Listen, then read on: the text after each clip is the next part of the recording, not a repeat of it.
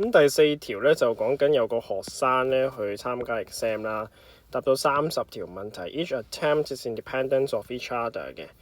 咁就 probability that he answers each question correctly is 0.8，啱就0.8啦。Let x be the random variable representing the number of correct answer。咁啊，好明顯呢個 x 咧就係可以一條都唔中啦，跟住一路數落去，數到去30條都中嘅情況，有31個 case 啦，就係。咁如果佢要 exactly 27條啱咧，咁就係佢有27條啱啦。亦都即係話咧，佢有3條咧係錯嘅。咁同埋咧，講緊係邊27條啱咧？咁就係有30、C、27咁多個選擇。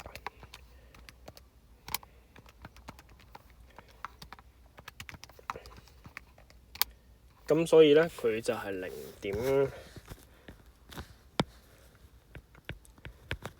0.07853181，即係大概都係0.07853啦。如果 correct to 4DP 嘅話，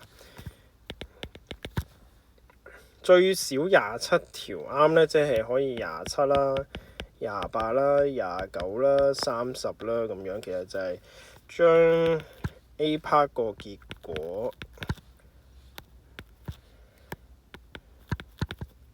加埋28、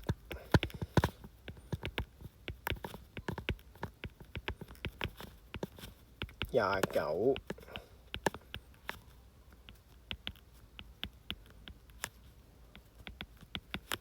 同埋30個 case。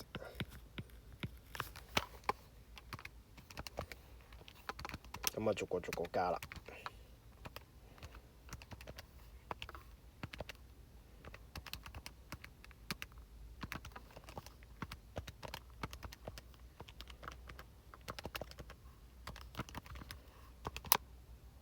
一加完之後咧，就係答案啦。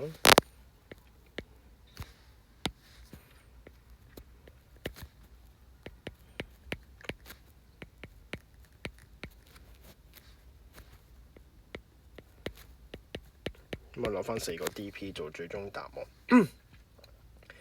最多26條啱，咁即係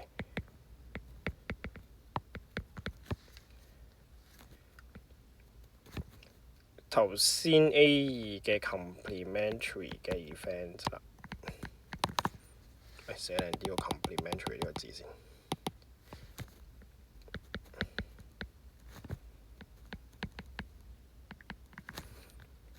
咁所以咧，你就可以一減咗佢啦。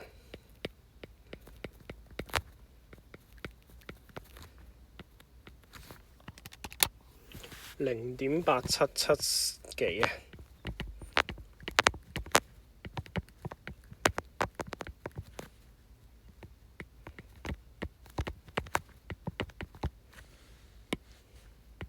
？4個 DP 就係0.8773。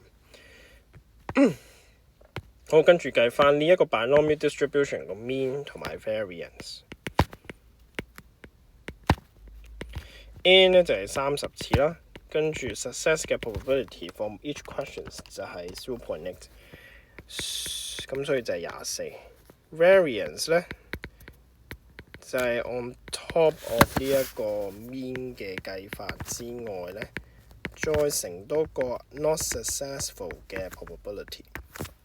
咁即係乘翻1減0.8，咁啊即係4.8啦。咁又完咗一條啦。